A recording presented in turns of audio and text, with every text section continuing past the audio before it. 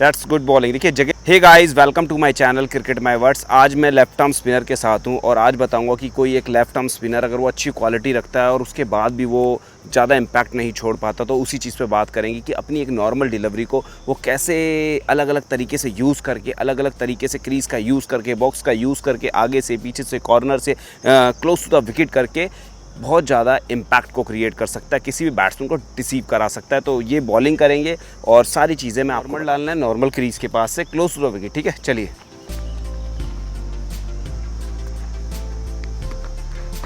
That's good bowling. देखिए जगह पे बॉल है, ड्रिफ्ट और टर्न आपको दिख सकता है। अब इसी बॉल को क्रीज के पीछे से डाल के दिखाएगा सुभाष और दिखाएगा कि कैसे लेंथ खिंच गया है। एक ही एक्शन के अंदर सारी चीज़ें सिमिलर होंगी और यही चीज़ बैट्समैन को कहीं ना कहीं चकमा दे देगी। पीछे से डालना है, ठीक है, शाबाश।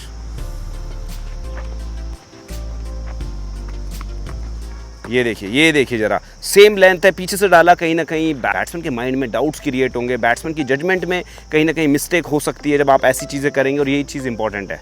सेम बॉल कोने से डालना है, वाइड ऑफ द क्रीज डालना है, बॉक्स का यूज़ कर रहे हैं। That's good bowling. देखिए ये बॉल पूरा अंदर चलता गया, पड़ने के बाद स्ट्रेट हो गया। ये कोने का कमाल है।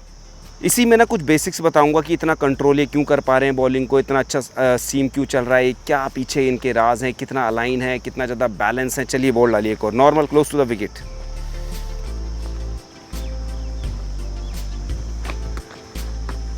हाँ ठीक है, थोड़ा ऊपर, कोई बात नहीं। अभी ना साइड एंगल से लेते हैं, देखते हैं स्ट्राइड पैटर्न कितना है इनका और क्या क्या फ़र्क होता है स्ट्राइड के बेस पे भी। आइए। सबसे पहले तो इनकी स्ट्राइड देखिए, जिस कारण का बॉडी बैलेंस बहुत अच्छा है, यही वजह इनकी कंट्रोल की। That's good bowling, lovely. अभी हम एक एंगल और लेंगे बिल्कुल सामने से। इससे मैं आपको ये दिखाना चाहता हूँ कि बॉलिंग के वक्त कितना बैलेंस है। फॉरवर्ड फिनिश, चाहे वो नॉन बॉलिंग आर्म का हो, बॉडी वेट ट्रांसफ़र का हो, वो कैसा आ रहा है। देखिए इनके रनअप में देखिए कितना रिलैक्स रहते हैं और स्लो मोशन में सारी चीज़ें आपको बताऊँगा। ये देखिए सबसे पहले लोड अप में देखिए बैक फुट कांटेक्ट, सारी चीज़ें बैलेंस है, फ्रंट फुट पे भी बैलेंस है। बैक रोटेशन जो इनकी खास चीज़ इनको खास बनाती है वो इनके पास है। फिर से देखते हैं इनका कि जो फ्रंट फुट है उसकी डायरेक्शन कहाँ है, उस टो की डायरेक्शन कहाँ है, जो कि बहुत इंपॉर्टेंट है बॉडी बैलेंस के लिए। देखिए पैर, दोनों पैर इन लाइन है, टो की पोजीशन फाइन लेग की तरफ है और बैक रोटेशन कमाल बिल्कुल जगह पे है। चलिए जो भी चीज़ें बैकग्राउंड में बता रहा हूँ बॉलिंग की, सारी फॉलो कर लेना, आपका काम बनेगा। और साथ साथ लास्ट में दूंगा ड्रिल, वो ड्रिल आप करेंगे तो बहुत ज़्यादा आप अपनी बॉलिंग को एक्यूरेट और कमांड में कर पाएंगे। मैं चाहता हूँ अभी आप ना क्रॉस सीम से डाल के दिखाइए बॉल, ठीक है। सामने आ जा अभिषेक, क्रॉस सीम से normal close to the wicket.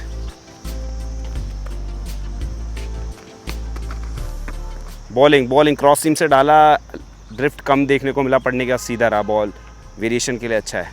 Undercut डाल सकते हैं, अंडरकट डालिए, क्रीज के कोने से undercut.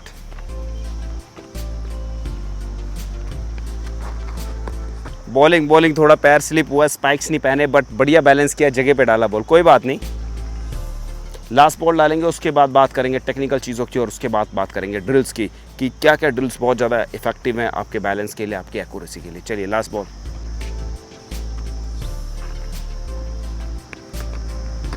This is good bowling, lovely bowling. आ जाइए कुछ बात करते हैं। आपने सुभाष की बॉलिंग देखी, जो भी मैंने बैकग्राउंड में बेसिक्स बताए, बायो मैकेनिक्स पे चर्चा की और कुछ ऐसी चीज़ें बताई जो इनकी बॉलिंग के अंदर कंट्रोल को क्रिएट कर रही हैं, चार चांद लगा रही हैं। तो सुभाष अभी जैसे आप क्रीज़ का यूज़ कर रहे हैं, बड़ा अच्छे से कर पा रहे हैं और ऐसा नहीं कि आपने 2-4 दिन से ही सीखा है, 2-4 महीने से आप इस पे काम कर रहे हैं, तो अब जाके कहीं ना कहीं चीज़ें सेटल हुई हैं। जो आप क्रीज़ का यूज़ कर रहे हैं, कोने से डाल रहे हैं, पीछे से डाल रहे हैं। तो सुभाष जैसे अभी बॉल जो डाल रहे हैं आप, तो अभी बॉलिंग को लेकर आपको क्या फील आ रहा है।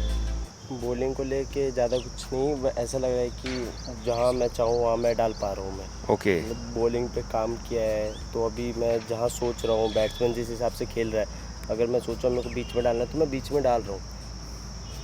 तो मतलब अगर किसी भी लेफ्ट आर्म स्पिनर को आपने इतना समय दिया, इतना हमने साथ में काम किया है, तो किसी भी लेफ्ट आर्म को अगर एक्यूरेसी से रिलेटेड कोई दिक्कत है, तो कौन सी ड्रिल जो अब तक हमने आपको गाइड की, जो सबसे ज़्यादा इम्पैक्टफुल लगी, जो आपको सूटेबल लगी, वो कौन सी रही। इम्पैक्टफुल ड्रिल तो ये है, अगर हम नेट में बॉल डाल रहे हैं, हम कहीं भी बॉल डाल रहे हैं, सिंगल विकेट कर रहे हैं, तो जैसे मेरे साथ तो आप थे, तो आपने मेरे को बताया कि ये बॉल यहाँ डालना चाहिए, ये वाला बॉल यहाँ पे बैट्समैन हिसाब से खेल रहा है तो क्या डालना चाहिए। उस चीज़ में माइंड बहुत ज़्यादा काम करता है, वहाँ पे पता लगता है अपने आप कि हम कहाँ डिज़र्व कर रहे हैं, कहाँ हमें डालना है।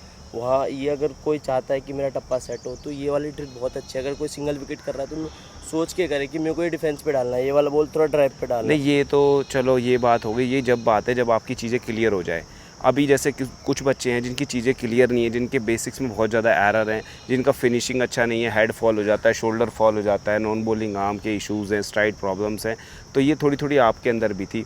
तो जैसे आप जब इन चीज़ों को आपने पार कर लिया, उसके बाद चीज़ें बहुत सिंपल हो गई आपके लिए। जैसे आप कह रहे हैं कि मेरे को यहाँ डालना है, यहाँ डलता है, खींच देता हूँ मैं, ये कर देता हूँ, बॉल भी चल रहा है। तो मैं उस चीज़ की बात कर रहा हूँ कि जो बिगिनर लेफ्ट आर्म स्पिनर है वो इस फेज़ में कैसे आए जिस फेज़ में आप हो। बिगनर तो सर जो जितने भी है सिंगल विकेट करें, ज़्यादा से ज़्यादा सिंगल विकेट जितना कर सकते हैं। जैसे पहले खड़े खड़े करें, फिर 2 स्टेप से करें, फिर पूरा करें, तो उसमें चीज़ें भी पता लगती हैं और चीज़ें सही भी होती है। अब जैसे ये नहीं एकदम से रनअप पे चले गए, रनअप से करना चालू करते, पहले नॉर्मल खड़े खड़े करें, मतलब स्टेप करके फिर 2 स्टेप से हो गया, फिर रनअप से, उसमें चीज़ें पता भी लगती है, चीज़ें अच्छी भी होती हैं। वो क्या होता है जैसे हम जब 1 स्टेप से कर रहे हैं, 2 स्टेप से कर रहे हैं, तो हमारी बॉडी का मोमेंटम नहीं होता है, हम बिल्कुल स्टैंड पोजीशन में होते हैं। तो उस पोजीशन में हमें अपने आप को जज करना, पिक करना और अपनी बॉडी से हम अच्छे वे में काम ले लेते हैं। और कहीं ना कहीं हमें अपनी गलतियां बड़ी इजी पता लगती हैं जब हम खड़े खड़े बॉल डालते हैं। और खड़े खड़े बॉल डालने का फ़ायदा भी ये होता है कि हम अपनी बॉडी से कंपैरिजन टू रनअप खड़े खड़े में ज़्यादा यूज़ कर लेंगे, अच्छे से यूज़ कर लेंगे। और वही चीज़ फिर हमें धीरे धीरे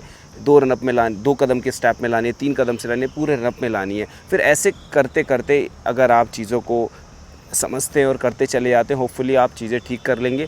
और अगर इन ड्रिल्स को आपने पूरा डिटेल में समझना है, अच्छे से समझना है और पूरी तरीके से मतलब एक सेटअप के साथ समझना है, तो आपको आई बटन में लिंक मिलेगा, जाइए प्लेलिस्ट में जाइए और सारी वीडियो वॉच कीजिए। आप लेफ़्ट आर्म स्पिन के जो भी बेसिक्स हैं वो सारे सीखेंगे, लेफ़्ट आर्म बॉलिंग की क्वालिटी है उसको समझेंगे, अच्छे से सीखेंगे। और यही चीज़ इंपॉर्टेंट होती है किसी भी स्पिनर के लिए, क्योंकि स्पिन बॉलिंग का मतलब सिर्फ स्लो बॉलर नहीं होता, स्पिन बॉलिंग का मतलब होता है एयर में ज़्यादा से ज़्यादा स्पिन हो जाए। अब नेक्स्ट वीडियो हम लेफ़्ट आर्म स्पिनर पे लाएंगे, कि सुभाष के साथ ही लाएंगे, कि हम अपनी बॉलिंग को जैसे अब क्या है हमें अपडेट तो करना पड़ेगा, चाहे हम कितने अच्छे क्यों ना हो जाएं, क्योंकि हम अगर यूनिक नहीं होंगे तो कहीं ना कहीं चीज़ें हमारे अगेंस्ट भी हो सकती हैं। यार अलग होंगे, यूनिक होंगे, हमारे जैसा कोई नहीं है, तो फिर खेलने के चांसेस उतने ज़्यादा बढ़ जाते हैं। तो अभी सुभाष का बॉल एयर में तो चल रहा है, बट अब मैं इसके साथ एक चीज़ ऐसी ऐड करना चाहता हूँ कि ये बॉल के अंदर और तेज़ और शार्प रैप्स क्रिएट हो जाए और यहीं से एक आर्म बॉल ऐसा आना चाहिए। आम तौर पे आर्म बॉल हम जस्ट लाइक ऐसे मारते हैं इन स्विंगर, बट आर्म बॉल का मतलब इन स्विंगर तो है, आर्म बॉल का मतलब अंडरकट को भी ले सकते हैं अगर आपको अच्छा मारने आता है, क्योंकि अंडरकट जल्दी पिक नहीं होता है, आर्म बॉल पिक हो जाता है, अच्छे बैट्समैन पिक कर लेते हैं। तो उन सारी चीज़ों पे चर्चा होगी नेक्स्ट वीडियो में। आज के लिए इतना ही। सब्सक्राइब करें, बेल आइकन ज़रूर दबाएं। All the very best, thank you.